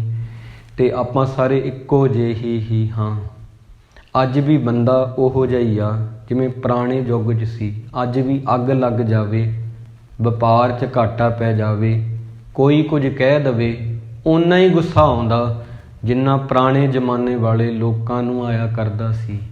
ਕੀ ਬਦਲਿਆ? ਕੱਪੜੇ ਬਦਲੇ ਨੇ, ਮਤਲਬ ਰਹਿਣ ਸਹਿਣ ਦੇ ਢੰਗ ਬਦਲੇ ਨੇ, ਘਰਾਂ ਦੇ ਨਕਸ਼ੇ ਬਦਲੇ ਨੇ, ਸੜਕਾਂ ਬਣ ਗਈਆਂ ਬਸ ਪੱਕੀਆਂ, ਬਾਕੀ ਸਭ ਉਹੀ ਆ। ਗੁਰੂ ਕੋਲੇ ਆਉਂਦੇ ਹਾਂ, ਕਈ ਵਾਰੀ ਕੋਈ ਪੰਗਤੀ ਇਹੋ ਜਿਹੀ ਹੁੰਦੀ ਆ, ਉਹਦੇ ਨਾਲ ਮਨ ਧੋਤਾ ਜਾਂਦਾ ਹੈ। ਗਾਵੇ ਗਾਵਣ ਹਾਰ ਸ਼ਬਦ ਸੁਹਾਵਣ। ਸ਼ਬਦ ਨੂੰ ਗਾਉਣਾ ਬਹੁਤ ਵੱਡੇ ਭਾਗਾਂ ਦੇ ਨਾਲ ਨਸੀਬ ਹੁੰਦਾ ਹੈ। ਕੀਰਤਨੀਏ ਕਈ ਵਾਰੀ ਜਿਹੜੇ ਚੰਗੇ ਕੀਰਤਨੀਏ ਨੇ, ਬਹੁਤ ਵਧੀਆ ਜਦੋਂ ਕਰਦੇ ਨੇ, ਇੰਨਾ ਰਸ ਆਉਂਦਾ ਹੈ ਪਿਆਰਿਓ, ਸ਼ਬਦਾਂ 'ਚ ਉਹਨੂੰ ਦੱਸਿਆ ਨਹੀਂ ਜਾ ਸਕਦਾ। ਕਈ ਵਾਰੀ ਕਥਾ ਸਰਵਣ ਕਰਦਿਆਂ ਨੂੰ, ਬਾਣੀ ਸੁਣਦਿਆਂ ਨੂੰ ਰਸ ਇੰਨਾ ਆਉਂਦਾ, ਅਤੇ ਤੁਹਾਨੂੰ ਕਹੀਏ ਕਾਪੀ ਪੈਨ ਚੁੱਕ ਕੇ ਲਿਖ ਦਿਓ, ਕਿੰਨਾ ਕਾਇਆ, ਲਿਖ ਨਹੀਂ ਪਾਵੋਗੇ। ਬਸ ਇਹੀ ਚੀਜ਼ਾਂ ਦੁਨੀਆ ਦੀਆਂ ਦੂਜੀਆਂ ਚੀਜ਼ਾਂ ਨਾਲੋਂ ਵਿਲੱਖਣ ਹਨ। ਸੰਗਤ ਨੂੰ ਸਭ ਤੋਂ ਉੱਚਾ ਦਰਜਾ ਗੁਰੂ ਨੇ ਤਾਂ ਦਿੱਤਾ ਹੈ, ਸੰਗਤ ਹੀ ਤੁਹਾਨੂੰ ਬਣਾਉਂਦੀ ਹੈ। ਤੁਹਾਡੇ ਮਨ ਦੀ ਸ਼ੇਪ ਕੀ ਹੋਏਗੀ, ਤੁਹਾਡੇ ਮਨ ਵਿੱਚ ਕਿਹੜਾ ਫਰਮਾ ਫਿੱਟ ਹੋਏਗਾ, ਉਹ ਤੁਹਾਡੀ ਸੰਗਤ ਤੈਅ ਕਰਦੀ ਆ। ਤਾਂ ਚੰਗਿਆਂ ਦੀ ਸੰਗਤ ਵਿੱਚ ਰਹਿਣਾ, ਰੱਬ ਦੇ ਬੰਦਿਆਂ ਨੂੰ ਮੈਂ ਰੱਬ ਮੰਨਿਆ ਹੈ, ਰੱਬ ਦੇ ਬੰਦਿਆਂ ਨੂੰ ਮੈਂ ਰੱਬ ਹੀ ਮੰਨ ਕੇ ਉਹਨਾਂ ਦੀ ਪੂਜਾ ਕੀਤੀ ਆ। ਜੋ ਉਹਨਾਂ ਕਿਹਾ ਉਹ ਕਮਾਇਆ ਹੈ, ਤਾਂ ਮੇਰੀ ਜ਼ਿੰਦਗੀ ਇੱਦਾਂ ਦੀ ਬਣੀ। ਭਾਈ ਨੰਦ ਲਾਲ ਜੀ ਦੇ ਬਚਨ ਨੇ, ਸਾਲਾਹੇ ਸਾਚੇ ਮਨ ਸਤਿਗੁਰ ਪੁੰਨ ਦਾਨ ਦਇਆ ਮਤੇ, ਫਿਰ ਸੰਗ ਭਾਵੈ ਸਹਿਜ ਨਾਵੈ ਬੇਣੀ ਤਾਂ ਸੰਗ, ਸਤ ਸਤਿਆ ਰਾਹ ਦੇ ਕੰਕਾਰ ਸਾਚਾ, ਨਿਤ ਦੇ ਚੜ੍ਹੈ ਸਵਾਇਆ, ਗਤ ਸੰਗ ਮੀਤਾ ਸੰਤ ਸੰਗਤ ਕਰ ਨਦਰ ਮੇਲ ਮਿਲਾਇਆ। ਸੰਗਤ ਵਿੱਚੋਂ ਨਦਰ ਹੋ ਜਾਂਦੀ ਆ, ਸੰਗਤ ਵਿੱਚ ਨਦਰ ਹੋ ਜਾਂਦੀ ਆ। ਸਾਧੂ ਸੰਤਾਂ ਦੀ ਨਦਰ ਹੁੰਦੀ ਹੈ, ਆਮ ਬੰਦੇ ਦੀ ਨਜ਼ਰ ਹੁੰਦੀ ਹੈ। ਕਿਵੇਂ? ਇਹਦਾ ਇੱਕ ਕੁਐਸਚਨ ਮਾਰਕ ਹੋਵੇਗਾ। ਕਿਵੇਂ? ਅੱਖਾਂ ਕੋਲ ਭਾਵੇਂ ਹੱਥ ਨਹੀਂ ਹੁੰਦੇ, ਅੱਖਾਂ ਵੰਡ ਬੜਾ ਕੁਝ ਦਿੰਦੀਆਂ ਨੇ। ਅੱਖਾਂ ਦੇ ਭਾਵੇਂ ਹੱਥ ਨਹੀਂ ਹੁੰਦੇ, ਇਹ ਖੋਹ ਵੀ ਬੜਾ ਕੁਝ ਲੈਂਦੀਆਂ ਨੇ। ਇੱਕ ਗੱਲ ਹੀ ਆ, ਉਹ ਦੋ ਪਾਸੇ ਆਪਾਂ ਲਾ ਕੇ ਕਹਿ ਸਕਦੇ ਹਾਂ, ਮੇਰੀਆਂ ਅੱਖਾਂ ਦੇ ਭਾਵੇਂ ਹੱਥ ਨਹੀਂ ਹਨ, ਮੈਂ ਕਿਸੇ ਵੱਲ ਤੱਕਿਆ, ਖੋਹ ਵੀ ਬੜਾ ਕੁਝ ਸਕਦਾ। ਮੇਰੀਆਂ ਅੱਖਾਂ ਦੇ ਭਾਵੇਂ ਹੱਥ ਨਹੀਂ, ਪਰ ਮੈਂ ਵੰਡ ਵੀ ਸਕਦਾ। ਕਿਸੇ ਦੀ ਝਾਕਣੀ ਇੰਨੀ ਜ਼ਿਆਦਾ, ਮਤਲਬ ਆਪਾਂ ਕਹਿ ਸਕਦੇ ਹਾਂ ਬਦਸੂਰਤ ਹੁੰਦੀ ਆ, ਕੁਰੂਪ ਹੁੰਦੀ ਆ, ਉਹ ਸਾਡੀ ਅਜ਼ਮਤ, ਸਾਡੀ ਇੱਜ਼ਤ ਸਭ ਕੁਝ ਖੋਹ ਲੈਂਦਾ। ਦੇਖ ਪਰਾਈਆਂ ਚੰਗੀਆਂ, ਮਾਵਾਂ ਧੀਆਂ ਭੈਣਾਂ ਜਾਣੇ। ਕਿਸੇ ਦੀ ਅੱਖ ਇੰਨੀ ਨਿਰਮਲ ਹੁੰਦੀ ਆ, ਜਦੋਂ ਸਾਡੇ ਵੱਲ ਦੇਖਦਾ ਸਾਨੂੰ ਰੱਜ ਆ ਜਾਂਦਾ ਹੈ। ਨਜ਼ਰ ਤੇ ਨਦਰ ਦੋ ਚੀਜ਼ਾਂ ਹੁੰਦੀਆਂ ਨੇ। ਗੁਰਸਿੱਖਾਂ ਦੀ ਨਜ਼ਰ ਨਹੀਂ ਹੁੰਦੀ, ਗੁਰਸਿੱਖਾਂ ਦੀ ਨਦਰ ਹੁੰਦੀ ਹੈ, ਆਮ ਬੰਦੇ ਦੀ ਨਜ਼ਰ ਹੁੰਦੀ ਹੈ। ਨਜ਼ਰ ਵਹਿਮ ਦਾ ਮਤਲਬ ਨਹੀਂ, ਉਹਦੀ ਦੇਖਣੀ ਹੀ ਇੱਦਾਂ ਦੀ ਹੁੰਦੀ ਆ ਤੇ ਤੁਹਾਨੂੰ ਚੰਗਾ ਨਹੀਂ ਲੱਗੇਗਾ ਵੀ ਇਹ ਬੰਦਾ ਕਿਹੜੇ ਢੰਗ ਨਾਲ ਸਾਨੂੰ ਦੇਖ ਰਿਹਾ। ਇੱਕ ਪੁਸਤਕ ਪੜ੍ਹ ਰਿਹਾ ਸੀ ਮੈਂ, ਦੀ power of your subconscious mind, ਉਹਦਾ ਨਾਮ ਹੈ। ਗੋਰਿਆਂ ਦੀ ਕਿਤਾਬ ਹੈ, ਬਹੁਤ ਸੋਹਣੀਆਂ ਗੱਲਾਂ ਉਹ ਲਿਖ ਦਿੰਦੇ ਨੇ ਕਈ ਵਾਰ। ਕਹਿੰਦੇ ਇਹ ਨਾ ਸੋਚੋ ਕੋਈ ਇਸਤਰੀ ਹੈ, ਤੁਸੀਂ ਉਹਦੇ ਵੱਲ ਮੈਲੀ ਅੱਖ ਨਾਲ ਤੱਕ ਰਹੇ ਹੋ, ਇਹ ਨਾ ਸੋਚੇ ਉਹਨੂੰ ਪਤਾ ਨਹੀਂ ਲੱਗੇਗਾ। ਉਹਨੂੰ ਪਰਮਾਤਮਾ ਨੇ ਬਣਾਇਆ ਹੀ ਇੱਦਾਂ ਦਾ ਹੈ, ਉਹ ਬੜੀ ਛੇਤੀ ਸਮਝ ਜਾਂਦੀ ਹੈ ਤੁਸੀਂ ਕਿਸ ਵੇ ਦੇ ਨਾਲ ਉਹਦੇ ਵੱਲ ਤੱਕ ਰਹੇ ਹੋ। ਉਹਨੂੰ ਇੰਨੇ ਮਹਾਰਾਜ ਨੇ ਗੁਣ ਦਿੱਤੇ ਨੇ, ਮਤਾਂ ਇਹ ਸੋਚਿਓ ਕਿ ਉਹਦੇ ਵੱਲ ਮੈਂ ਉਹ ਨਿਗਾਹ ਨਾਲ ਵੇਖ ਰਿਹਾ ਕਿਤੇ ਉਹਨੂੰ ਪਤਾ ਹੀ ਨਹੀਂ ਲੱਗਿਆ। ਪਰਮਾਤਮਾ ਨੇ ਇੰਨੀ ਸਿਆਣਪ ਬਖਸ਼ੀ ਹੈ ਇਸਤਰੀ ਨੂੰ, ਉਹ ਸਮਝ ਜਾਂਦੀ ਆ ਕਿ ਕੋਈ ਮੇਰੇ ਵੱਲ ਕਿਹੜੇ ਢੰਗ ਨਾਲ ਦੇਖ ਰਿਹਾ ਹੈ, ਇੰਨੀ ਸਮਝ ਹੈ ਉਹਦੇ ਕੋਲੇ। ਤਾਂ ਆਪਾਂ ਜਦੋਂ ਕਿਸੇ ਵੱਲ ਦੇਖਣਾ ਹੈ, ਉਹਦੇ ਵਿੱਚ ਵੀ ਸਾਡਾ ਗੁਰੂ ਵਾਲਾ ਹੀ ਜੋ ਕਨਸੈਪਟ ਆ, ਸਿਧਾਂਤ ਨੇ, ਉਵੇਂ ਕਿਸੇ ਵੱਲ ਦੇਖੋ। ਪਰ ਕਾ ਬੁਰਾ ਨਾ ਰਾਖੋ ਚੀਤ, ਤੁਮ ਕੋ ਦੁੱਖ ਨਹੀਂ ਪਾਈ ਮੀਤ। ਝਾਕਣੀ ਵੀ ਗੁਰਸਿੱਖਾਂ ਵਾਲੀ ਤੁਹਾਡੀ ਹੋਵੇ, ਫੇਰ ਕਿਤੇ ਜਾ ਕੇ ਗੱਲ ਬਣਦੀ ਹੈ। ਕਹਿਣ ਕਹੈ ਸਭ ਕੋਏ, ਕੇਵੜ ਆਖੀਐ, ਹਾਂ ਮੂਰਖ ਨੀਚ ਅਜਾਣ ਸਮਝਾ ਸਾਖੀਐ। ਕਹਿਣ ਨੂੰ ਕੀ ਆ, ਕੋਈ ਕਹਿ ਦਵੇਗਾ ਮੈਂ ਗਿਆਨੀ ਹਾਂ, ਕਹਿਣ ਨੂੰ ਥੋੜ੍ਹੀ ਹੋ ਜਾਏਗਾ। ਕਹਿਣ ਨੂੰ ਤਾਂ ਬਹੁਤ ਲੋਕ ਕਹਿੰਦੇ ਨੇ ਅਸੀਂ ਬਹੁਤ ਠੀਕ ਹਾਂ ਅੰਦਰੋਂ, ਹਾਲ ਚਾਲ ਨੂੰ ਆਪਾਂ ਪੁੱਛਦੇ ਹਾਂ ਕੀ ਹਾਲ ਆ, ਚੜ੍ਹਦੀ ਕਲਾ, ਬਹੁਤ ਲੋਕ ਕਹਿ ਦਿੰਦੇ ਨੇ ਕਿ ਉਹ ਚੜ੍ਹਦੀ ਕਲਾ 'ਚ ਹਨ। ਨਹੀਂ, ਬਾਂਹ ਪਕੜ ਕੇ ਪੁੱਛੀਏ ਵਾਕਈ ਚੜ੍ਹਦੀ ਕਲਾ ਹੈ, ਕਹੇਗਾ ਸੱਚ ਦੱਸਾਂ ਮੇਰੇ ਜੈਸਾ ਕੋਈ ਦੁਖੀ ਨਹੀਂ ਹੋਣਾ। ਕਹਿਣ ਨੂੰ ਕੀ ਆ, ਕਹਿਣ ਕਹੈ ਸਭ ਕੋਏ, ਕੇਵੜ ਆਖੀਐ, ਹਾਂ ਮੂਰਖ ਨੀਚ ਅਜਾਣ ਸਮਝਾ ਸਾਖੀਐ। ਸੱਚ ਗੁਰ ਕੀ ਸਾਖੀ ਅੰਮ੍ਰਿਤ ਭਾਖੀ, ਤਿਤ ਮਨ ਮਾਨਿਆ ਮੇਰਾ, ਕੂਚ ਕਰੇ ਆਵੇ ਵਿਖਲਾਦੇ, ਸ਼ਬਦ ਸੱਚੈ ਗੁਰ ਮੇਰਾ। ਆਖਣ ਟੋਟ ਨਾ ਭਗਤ ਭੰਡਾਰੀ, ਭਰਪੁਰ ਰਹਿਆ ਸੋਈ, ਨਾਨਕ ਸਾਚ ਕਹਿ ਬੇਨੰਤੀ, ਮਨ ਮਾਂਜੈ ਸਚ ਸੋਈ। ਬਰਤਨ ਮਾਂਜੋ ਗੁਰੂ ਘਰੇ ਆ ਕੇ, ਬਹੁਤ ਚੰਗੀ ਗੱਲ ਹੈ। ਘਰ ਵਿੱਚ ਬਰਤਨ ਮਾਂਜਦੇ ਹਾਂ, ਬਹੁਤ ਵਧੀਆ ਗੱਲ ਆ, ਸਾਫ ਸਫਾਈ ਹੋਣੀ ਚਾਹੀਦੀ ਆ। ਅਸਲ ਗੱਲ ਉਦੋਂ ਬਣਦੀ ਹੈ ਜਦੋਂ ਮਨ ਨੂੰ ਮਾਂਜਿਆ ਜਾਂਦਾ ਹੈ। ਗੁਰੂ ਨਾਨਕ ਸਾਹਿਬ ਜੀ, ਭਾਂਡਾ ਧੋਏ ਬੈਸ ਧੂਪ ਦੇਵੋ, ਤੋ ਦੁੱਧੇ ਕੋ ਜਾਵੋ। ਪਹਿਲਾਂ ਭਾਂਡਾ ਧੋਨੇ ਆ, ਫਿਰ ਉਹਨੂੰ ਸਾਫ਼ ਕਰਦੇ ਆ, ਫਿਰ ਉਹਦੇ 'ਚ ਜਾਗ ਲਾਉਂਦੇ ਆ। ਤੋ ਦੁੱਧੇ ਕੋ ਜਾਵੋ, ਤੋ ਉਹਨੂੰ ਜਮਾਉਣ ਲਈ ਜਾਂਦੇ ਆ। ਇਸ ਕਰਕੇ ਗੰਗਾ ਗਿਆ ਗੱਲ ਮੁੱਕਦੀ ਨਹੀਂ। ਕੋਈ ਗੰਗਾ ਜਾ ਰਿਹਾ, ਇੱਥੋਂ ਗੱਲ ਆਪਾਂ ਸ਼ੁਰੂ ਕੀਤੀ ਸੀ, ਤੀਰਥ ਨਹਾਵਣ ਜਾਓ ਤੀਰਥ ਨਾਮ ਹੈ। ਗਿਆ ਗਜਾਈਏ, ਗਿਆ ਬੁੱਧ ਜੀ ਦਾ ਮੰਦਿਰ ਹੈ, ਉੱਥੇ ਵੀ ਜਾ ਵੜੀਏ, ਗੱਲ ਨਹੀਂ ਮੁੱਕਦੀ। ਕਾਬੇ ਗਿਆ ਵੀ ਗੱਲ ਨਹੀਂ ਮੁੱਕਦੀ।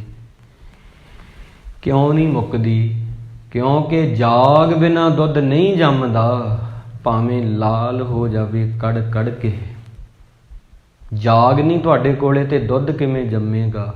ਗੁਰੂ ਨਹੀਂ ਤੁਹਾਡੇ ਕੋਲੇ, ਗੁਰੂ ਦਾ ਗਿਆਨ ਨਹੀਂ ਤੁਹਾਡੇ ਕੋਲੇ, ਅਧਿਆਤਮ ਆਤਮਾ ਦੀ ਜਿਹੜੀ ਵਿੱਦਿਆ ਉਹ ਪ੍ਰਾਪਤ ਨਹੀਂ ਹੋ ਸਕਦੀ। ਜਿਹਨੂੰ ਸਪਿਰਿਚੁਅਲ ਲਾਈਫ ਕਹਿੰਦੇ ਨੇ, ਉਹ ਕਦੇ ਵੀ ਤੁਹਾਨੂੰ ਨਹੀਂ ਮਿਲ ਸਕਦੀ। ਜਾਗ ਬਿਨਾਂ ਦੁੱਧ ਨਹੀਂ ਜੰਮਦਾ ਹੁੰਦਾ, ਭਾਵੇਂ ਉਹਨੂੰ ਲਾਲ ਕਰ ਦੋ, ਕੜ ਕੜ ਕੇ ਲਾਲ ਹੋ ਜੇ। ਗੁਰ ਬਿਨ ਘੋਰ ਅੰਧਾਰ, ਗੁਰੂ ਬਿਨ ਸਮਝ ਨਾ ਆਵੇ, ਗੁਰ ਬਿਨ ਸੁਰਤ ਨ ਸਿੱਧ, ਗੁਰੂ ਬਿਨ ਮੁਕਤ ਨ ਪਾਵੇ। ਗੁਰ ਕਰ ਸੱਚ ਵਿਚਾਰ, ਗੁਰੂ ਕਰ ਰੇ ਮਨ ਮੇਰੇ, ਗੁਰ ਕਰ ਸ਼ਬਦ ਸੁਪੰਨ, ਅਗਨ ਕੱਟੇ ਸਭ ਤੇਰੇ।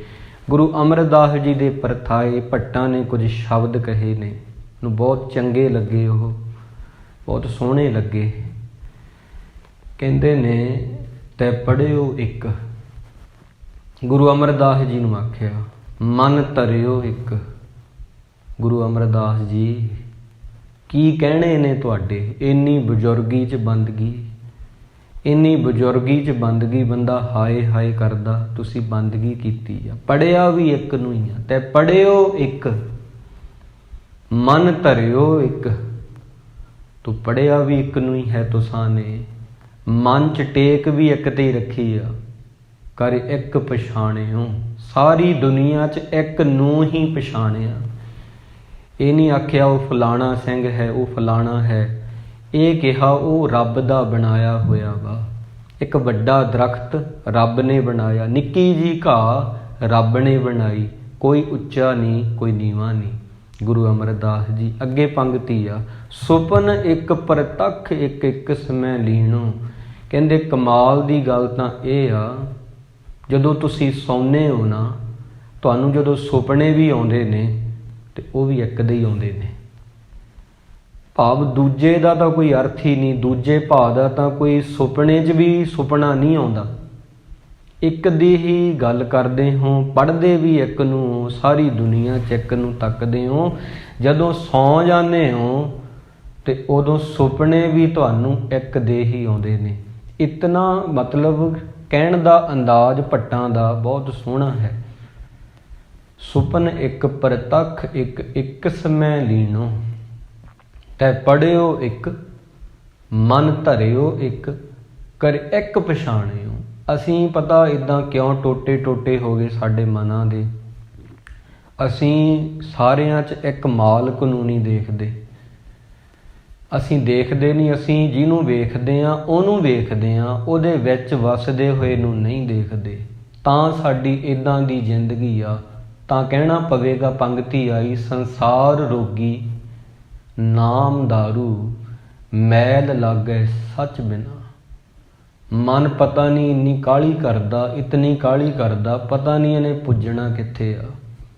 ਜਿੱਥੇ ਆਪਾਂ ਬਹਿ ਜਾਂਦੇ ਹਾਂ ਉੱਥੇ ਆ ਕੇ ਸਾਨੂੰ ਬੈਠਣ ਨਹੀਂ ਦਿੰਦਾ, ਬੜੀ ਕਾਹਲੀ ਕਰਦਾ ਹੈ। ਗੁਰੂ ਗੋਬਿੰਦ ਸਿੰਘ ਜੀ ਮਹਾਰਾਜ ਦੇ ਇੱਕ ਬਚਨ ਨੇ, ਜਫਰਨਾਮਾ ਸਭ ਨੇ ਸੁਣਿਆ ਹੋਵੇਗਾ, ਫਤਿਹ ਦੀ ਚਿੱਠੀ ਜਿਹਨੂੰ ਆਪਾਂ ਕਹਿੰਦੇ ਹਾਂ, ਜਿੱਤ ਦੀ ਚਿੱਠੀ। ਸ੍ਰੀ ਮੁਖ ਵਾਕ ਪਾਤਸ਼ਾਹੀ ਦਸਵੀਂ ਜਫਰਨਾਮਾ। ਗੁਰੂ ਗੋਬਿੰਦ ਸਿੰਘ ਜੀ ਮਹਾਰਾਜ ਨੇ ਚਿੱਠੀ ਲਿਖੀ ਸੀ ਔਰੰਗਜ਼ੇਬ ਨੂੰ। ਉਹਦੇ ਵਿੱਚ ਉਹਨਾਂ ਨੇ ਲਿਖਿਆ ਹੈ, ਕਹਿੰਦੇ ਔਰੰਗਜ਼ੇਬ, ਤੈਨੂੰ ਇਸ ਗੱਲ ਦਾ ਪਤਾ ਨਹੀਂ, ਤੈਨੂੰ ਸ਼ਾਇਦ ਇਸ ਗੱਲ ਦਾ ਬੋਧ ਨਹੀਂ। ਕਿਸ ਗੱਲ ਦਾ ਆਖਿਆ ਸੀ ਕਿ ਕਾਹਲੀ ਕਰਨੀ ਸ਼ੈਤਾਨਾਂ ਦਾ ਕੰਮ ਹੁੰਦਾ ਹੈ। ਜਫਰਨਾਮੇ ਦੇ ਬੋਲ ਨੇ, ਕਹਿੰਦੇ ਨੇ, ਜੇ ਖੁਸ਼ ਗੁਫਤ ਫਿਰ ਦੋਸ਼ੀਏ ਖੁਸ਼ ਜ਼ੁਬਾਂ, ਸ਼ੈਤਾਬੀ ਬਬਦ ਕਾਹੇ ਆਹਰ ਮਨਾ।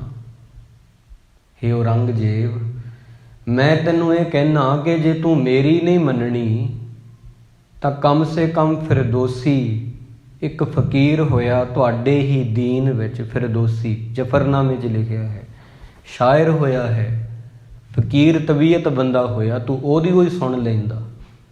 ਤੈਨੂੰ ਪਤਾ ਨਹੀਂ ਕਾਹਲੀ ਕਰਨੀ ਸ਼ੈਤਾਨਾਂ ਦਾ ਕੰਮ ਹੁੰਦਾ ਹੈ। ਜਫਰਨਾਮੇ 'ਚ ਹੈ ਪੰਗਤੀ, ਸ਼ੈਤਾਬੀ ਬਬਦ ਕਾਹੇ ਆਹਰ ਮਨਾ, ਕਿ ਕੁਛ ਗੁਫਤ ਫਿਰ ਦੋਸ਼ੀਏ ਖੁਸ਼ ਜ਼ੁਬਾਂ। ਫਿਰ ਦੋਸ਼ੀ ਦੀ ਤੂੰ ਗੱਲ ਮੰਨ ਲੈਂਦਾ, ਮੇਰੀ ਨਾ ਮੰਨਦਾ। ਚੱਲ ਕਾਹਲੀ ਕਾਹਲੀ ਵਿੱਚ ਤੂੰ ਕੀ ਕੀਤਾ ਹੈ, ਆਪਣੇ ਪਿਤਾ ਨੂੰ ਕੈਦ ਵਿੱਚ ਰੱਖਿਆ, ਸ਼ਾਹਜਹਾਂ ਨੂੰ ਬੰਦੀ ਬਣਾ ਲਿਆ, ਭਰਾਵਾਂ ਦਾ ਕਤਲ ਕੀਤਾ। ਕਾਹਲੀ ਕਾਹਲੀ 'ਚ ਹੀ ਕੀਤਾ ਨਾ, ਮੈਂ ਛੇਤੀ ਬਹਿਣਾ ਤਖਤ ਤੇ, ਛੇਤੀ ਬਹਿਣਾ। ਕਾਹਲੀ ਕਾਹਲੀ 'ਚ ਹੀ ਮੇਰੇ ਸਾਹਿਬਜ਼ਾਦਿਆਂ ਨੂੰ ਸ਼ਹੀਦ ਕੀਤਾ ਹੈ। ਕਾਹਲੀ 'ਚ ਜੋ ਕਦਮ ਤੂੰ ਪੁੱਟੇ ਨੇ ਕਾਹਲੀ ਵਿੱਚ ਹੀ ਪੁੱਟੇ ਨੇ। ਤੇ ਤੂੰ ਇਸ ਗੱਲ ਨੂੰ ਜਾਣਦਾ ਨਹੀਂ ਕਿ ਕਾਹਲੀ ਕਰਨੀ ਸ਼ੈਤਾਨਾਂ ਦਾ ਕੰਮ ਹੁੰਦਾ ਹੈ। ਕਾਹਲ ਕਰਨੀ, ਬੜੀ ਤੇਜ਼ੀ ਕਰਨੀ। ਇਸ ਕਰਕੇ ਤੂੰ ਇਹਨਾਂ ਗੱਲਾਂ ਨੂੰ ਸਮਝਿਆ ਨਹੀਂ। ਕੁਰਾਨ ਵੀ ਪੜ੍ਹੀ ਆ, ਆਇਤਾਂ ਵੀ ਕੰਠ ਕਰ ਲਈਆਂ, ਤੇ ਤੂੰ ਇੱਦਾਂ ਫਿਰ ਧਾਰਮਿਕ ਸਥਾਨਾਂ 'ਤੇ ਵੀ ਜਾਣਾ।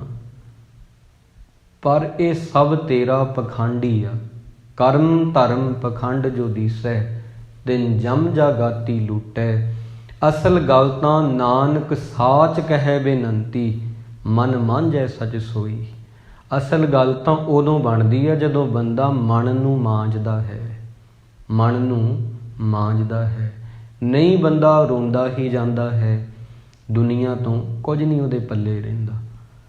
ਇੱਕ ਇੱਕ ਫਕੀਰ ਦੀ ਮੈਂ ਗਾਥਾ ਪੜ੍ਹ ਰਿਹਾ ਜਿਹਦਾ ਨਾਮ ਜਫਰਨਾਮੇ 'ਚ ਮਹਾਰਾਜ ਨੇ ਲਿਖਿਆ, ਉਹਦੀ ਜ਼ਿੰਦਗੀ ਦੀ ਹੈ।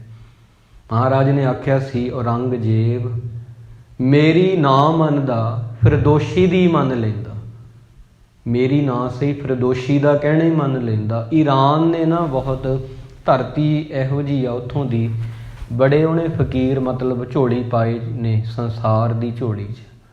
ਕਈ ਵਾਰ ਹਿੰਦੁਸਤਾਨ 'ਚ ਬਹੁਤ ਫਕੀਰ ਹੋਏ, ਗੁਰੂ ਮਹਾਰਾਜ ਇੱਥੇ ਆਏ। ਉਦੋਂ ਬਾਅਦ ਜੇ ਆਪਾਂ ਦੇਖੀਏ ਵੀ ਸੰਤ ਕਿੱਥੇ ਹੋਏ ਦੁਨੀਆ 'ਚ, ਤਾਂ ਇੱਕ ਚੀਨ 'ਚ ਹੋਏ ਨੇ। ਲਾਊ ਤੂਸ ਜੀ ਜਿਹੜੇ ਹੋਏ ਬਹੁਤ ਸਿਆਣੇ ਸਨ, ਉਹ ਮਹਾਂਪੁਰਸ਼, ਉਹ ਚੀਨ 'ਚ ਹੋਏ ਨੇ। ਉਦੋਂ ਬਾਅਦ ਤੀਜੇ ਨੰਬਰ 'ਤੇ ਈਰਾਨ ਆਉਂਦਾ ਹੈ। ਇੱਥੇ ਬਹੁਤ ਸੰਤ ਮਹਾਂਪੁਰਸ਼ ਹੋਏ।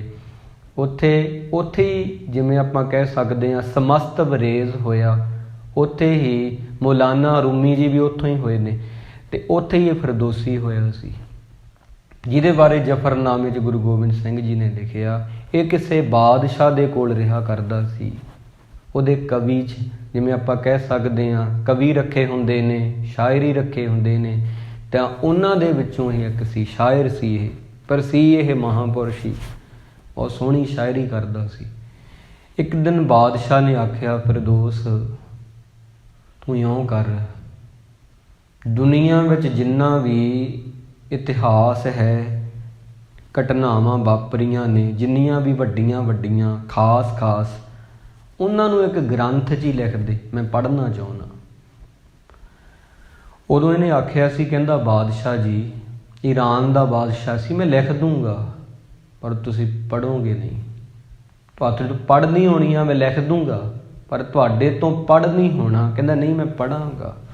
1 ਸਾਲ ਦੇ ਵਿੱਚ ਇਹਨੇ ਫਿਰਦੌਸ ਨੇ ਤੇ 10 ਪੋਥੀਆਂ ਬਣਾਈਆਂ। 1 ਸਾਲ ਦੀ ਮਿਹਨਤ ਲਾਈ, 365 ਦਿਨ ਆਪਦੀ ਜ਼ਿੰਦਗੀ ਦੇ, ਤੇ ਰਾਜੇ ਦੇ ਦਰਬਾਰ 'ਚ ਆਇਆ, 10 ਪੋਥੀਆਂ ਲੈ ਕੇ ਆਇਆ। ਕਹਿੰਦਾ ਆਹ ਲਓ ਜੀ, ਇਹਦੇ ਵਿੱਚ ਜੋ ਅੱਜ ਤੱਕ ਹੋਇਆ ਇਤਿਹਾਸ 'ਚ ਉਹ ਲਿਖਿਆ ਹੋਇਆ ਹੈ, ਪੜ੍ਹ ਲਓ। ਰਾਜਾ ਕਹਿੰਦਾ ਇਤਨਾ ਵੱਡਾ, ਇਤਨੀਆਂ ਪੋਥੀਆਂ, ਮੇਰੇ ਤੋਂ ਪੜ੍ਹ ਨਹੀਂ ਹੋਣੀਆਂ। ਐਂ ਕਰ ਤੇ ਤੂੰ ਇਹਨਾਂ ਨੂੰ ਥੋੜ੍ਹਾ ਕਰਕੇ ਲਿਆ, ਘੱਟ ਕਰ, ਇਹਨਾਂ ਨੂੰ ਜ਼ਿਆਦਾ ਹੈ ਹਜੇ। ਕਹਿੰਦਾ ਚੱਲ ਕੋਈ ਗੱਲ ਨਹੀਂ। ਵਾਪਸ ਆਇਆ, 6 ਮਹੀਨੇ ਲਾਏ ਤੇ 10 ਤੋਂ ਉਹਨੇ ਫਿਰ 4 ਕੀਤੀਆਂ। 6 ਮਹੀਨਿਆਂ 'ਚ 4 ਕੀਤੀਆਂ। 4 ਕਰਕੇ ਲੈ ਕੇ ਆਇਆ ਦਰਬਾਰ 'ਚ। ਰਾਜਾ ਕਹਿੰਦਾ ਹਜੇ ਵੀ ਬਾਹਲੀਆਂ ਪੋਥੀਆਂ ਨੇ, ਤੂੰ ਪੜ੍ਹ ਨਹੀਂ ਹੋਣੀਆਂ, ਥੋੜ੍ਹੀਆਂ ਘੱਟ ਕਰ, ਥੋੜ੍ਹੀਆਂ ਘੱਟ ਕਰ। ਅਤੇ ਉਦੋਂ ਬਾਅਦ ਨੇ ਉਹ 4 ਤੋਂ ਵੀ 1 ਕੀਤੀ ਪੋਥੀ, ਉਹ ਲੈ ਕੇ ਆਇਆ, ਜਿਹਦੇ ਵਿੱਚ ਦੁਨੀਆ ਦੇ ਸਭ ਤੋਂ ਵੱਡੇ ਵੱਡੇ ਇਤਿਹਾਸ ਘਟਨਾਵਾਂ ਲਿਖੀਆਂ ਸੀ, ਅੱਗੇ ਕੀਤੀ। ਰਾਜਾ ਫਿਰ ਕਹਿੰਦਾ ਨਹੀਂ, ਇਹ ਤਾਂ ਬਹੁਤ ਮੋਟਾ ਹੈ ਗ੍ਰੰਥ, ਹਜੇ ਵੀ ਹੈ ਭਾਵੇਂ 1 ਹੀ ਆ, ਪਰ ਇਹਦਾ ਆਕਾਰ ਬੜਾ ਵੱਡਾ ਹੈ, ਮੇਰੇ ਤੋਂ ਨਹੀਂ ਪੜ੍ਹ ਹੋਣੀਆਂ। ਇਉਂ ਕਰ, ਇਹਨੂੰ ਵੀ ਕੱਟ ਕੇ ਲਿਆ। ਫਿਰਦੌਸੀ ਕਹਿੰਦਾ ਨਾ, ਜਿਹੜੀ ਪਹਿਲੀ ਵਾਰ ਜਦੋਂ ਤੁਸੀਂ ਮੈਨੂੰ ਆਖਿਆ ਸੀ ਵੀ ਘੱਟ ਕਰਕੇ ਲਿਆ, ਉਦੋਂ ਮੈਂ ਹੰਝੂਆਂ ਦੇ ਨਾਲ 10 ਪੋਥੀਆਂ ਤੋਂ 4 ਪੋਥੀਆਂ ਕੀਤੀਆਂ, ਵੀ ਇੰਨਾ ਕੁਝ ਮੈਨੂੰ ਕੱਟਣਾ ਪਿਆ, ਜ਼ਰੂਰੀ ਚੀਜ਼ਾਂ।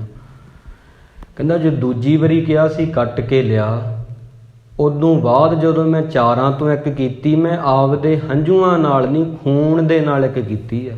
ਭਾਵ ਕੀ ਵੀ ਇੰਨਾ ਕੁਝ ਮੈਨੂੰ ਕੱਟਣਾ ਪੈ ਰਿਹਾ, ਚਲੋ ਰਾਜਾ ਪੜ੍ਹ ਲੂਗਾ ਇਤਿਹਾਸ ਦੁਨੀਆ ਦਾ, ਖੂਨ ਦੇ ਨਾਲ 1 ਕੀਤੀ, ਇਤਨੀ ਜ਼ਿਆਦਾ ਮਿਹਨਤ ਕੀਤੀ। ਅਤੇ ਪਰ ਤੁਸੀਂ ਹਜੇ ਵੀ ਕਹੀ ਜਾਂਦੇ ਹੋ। ਕਹਿੰਦਾ ਮੈਨੂੰ ਅੱਜ ਲੱਗ ਗਿਆ ਪਤਾ, ਪਹਿਲਾਂ ਮੈਂ ਜਾਣਦਾ ਸੀ ਇਸ ਗੱਲ ਨੂੰ ਕਿ ਮੈਂ ਇੱਕ ਮੂਰਖ ਰਾਜੇ ਦੇ ਦਰਬਾਰ ਵਿੱਚ ਸ਼ਾਇਰ ਹਾਂ, ਕਵੀ ਹਾਂ। ਅੱਜ ਇਹ ਗੱਲ ਦਾ ਮੈਨੂੰ ਪਤਾ ਵੀ ਲੱਗ ਗਿਆ, ਮਹਿਸੂਸ ਵੀ ਹੋ ਗਈ, ਦਿਖ ਵੀ ਗਿਆ। ਪਹਿਲਾਂ ਸਿਰਫ ਇੱਦਾਂ ਸੀ ਇੱਕ ਮਨ 'ਚ ਕਿ ਮੂਰਖ ਰਾਜੇ ਕੋਲ ਮੈਂ ਡਿਊਟੀ ਕਰਦਾ। ਅੱਜ ਕਹਿੰਦਾ ਤੁਸੀਂ ਸਾਬਤ ਵੀ ਕਰਤਾ ਇਹ ਕਰਕੇ, 10 ਤੋਂ 4, 4 ਤੋਂ 1। ਕਹਿੰਦੇ ਮੈਂ ਤੁਹਾਡੇ ਕੋਲ ਨੌਕਰੀ ਨਹੀਂ ਕਰ ਸਕਦਾ। ਇਹ ਕਹਿੰਦਾ ਅੱਜ ਤੋਂ ਬਾਅਦ ਮੈਂ ਤੁਹਾਡੇ ਮੱਥੇ ਨਹੀਂ ਲੱਗਾਂਗਾ। ਜਫਰਨਾਮੇ ਵਿੱਚ ਮਹਾਰਾਜ ਨੂੰ ਲਿਖਣਾ ਪਿਆ, ਚੇ ਕੁਛ ਗੁਫਤ ਫਿਰ ਦੋਸ਼ੀਏ ਖੁਸ਼ ਜ਼ੁਬਾਂ, ਸਿਤਾਬੀ ਬਬਦ ਕਾਹੇ ਆਹਰ ਮਨਾ। ਕਹਿੰਦੇ ਔਰੰਗਜ਼ੇਬ ਫਿਰਦੌਸੀ ਇੰਨਾ ਸਿਆਣਾ ਸੀ, ਤੇਰੇ ਦੀਨ ਵਿੱਚ ਹੀ ਹੋਇਆ, ਤੇਰੇ ਧਰਮ 'ਚ ਹੀ।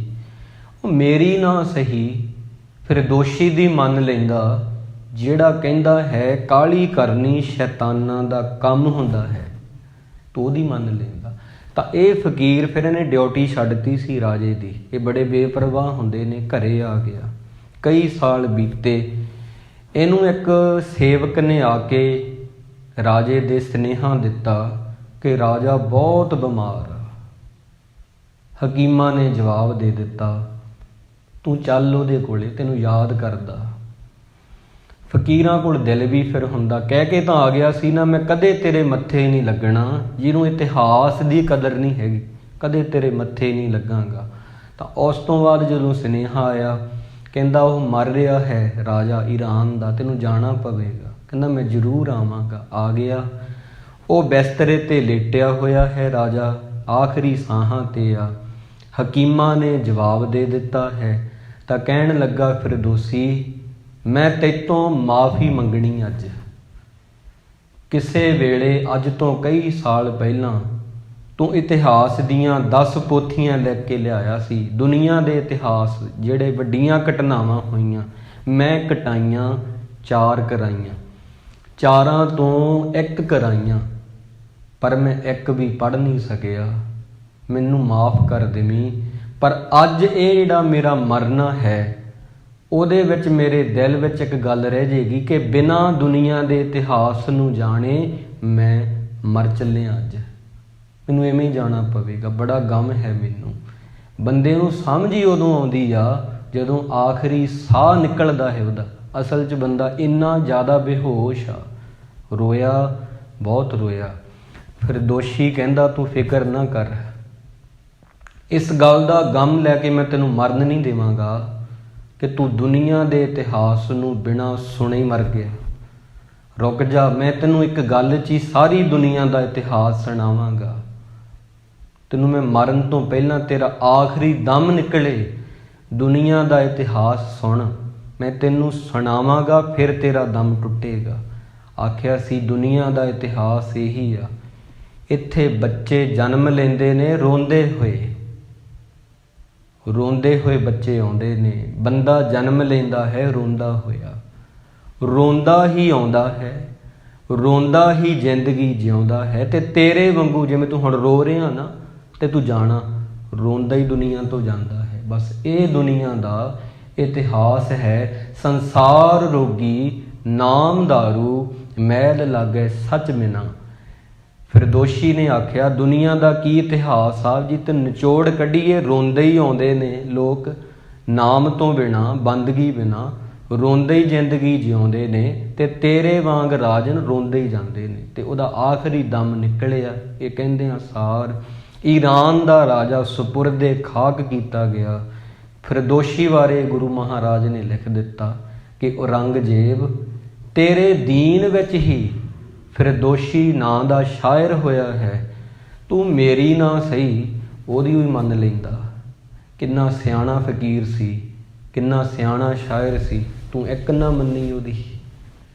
ਕਾਹਲੀ ਕਰਨਾ ਸ਼ੈਤਾਨਾਂ ਦਾ ਕੰਮ ਹੁੰਦਾ ਹੈ, ਕਾਹਲ ਵਿੱਚ ਪੈਣਾ ਸ਼ੈਤਾਨ ਬਿਰਤੀਆਂ ਦਾ ਕੰਮ ਹੁੰਦਾ ਹੈ।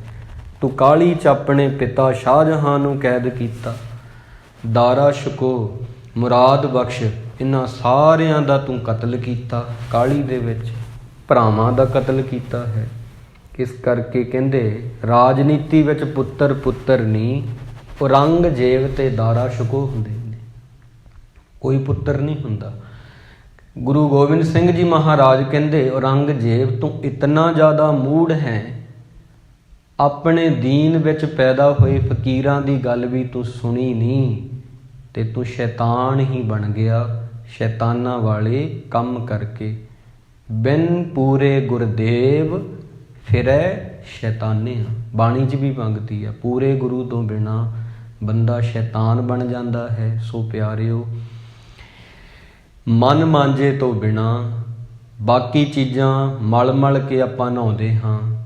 ਬੜੀ ਜ਼ਰੂਰੀ ਆ ਸਰੀਰ ਦੀ ਸਫਾਈ, ਪਰ ਮਨ ਮਾਂਜੇ ਤੋਂ ਬਿਨਾਂ ਅੱਧੀ ਯਾਤਰਾ ਹੀ ਪੂਰੀ ਹੋਈ ਆ, ਸਾਰੀ ਯਾਤਰਾ ਨਹੀਂ ਹੋਈ। ਗੁਰੂ ਮਹਾਰਾਜ ਸਾਡੇ 'ਤੇ ਤਰਸ ਕਰਨ। ਜੋ ਵੀ ਆਪਾਂ ਵਿਚਾਰ ਕੀਤੀ ਹੈ ਸਾਡੇ ਹਿਰਦਿਆਂ 'ਚ ਵਸੇ, ਅਸੀਂ ਵੀ ਗੁਰੂ ਮਹਾਰਾਜ ਦੀ ਬਾਣੀ ਨੂੰ ਤੀਰਥ ਮੰਨਣਾ ਹੈ। ਤੀਰਥ ਸ਼ਬਦ ਵਿਚਾਰ ਅੰਤਰ ਗਿਆਨ ਹੈ। ਤੀਰਥ ਨਹਾਵਣ ਜਾਓ, ਤੀਰਥ ਨਾਮ ਹੈ। ਗੁਰੂ ਦੀ ਬਾਣੀ ਸਾਡੇ ਲਈ ਤੀਰਥ ਆ।